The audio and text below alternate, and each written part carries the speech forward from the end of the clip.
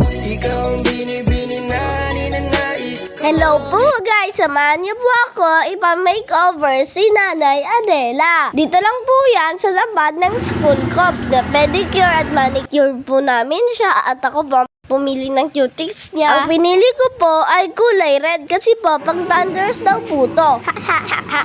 Ihatid na po kasi namin sila nanay kinabukasan sa Santa Maria. Tapos kapag tapos po niyan, pinarekat rin po namin si Nanay Adela. At ayan na po, maganda na po siya. Dinalan din po namin siya ng lipstick at tsinelas. Ihatid na po namin sila sa Santa Maria. Pero dadaan po muna kami kay Tita Lola G. Dito po sa Valenzuela. At ito po ang magandang bahay nila. Maraming halaman at maraming aso, iba't ibang lahi.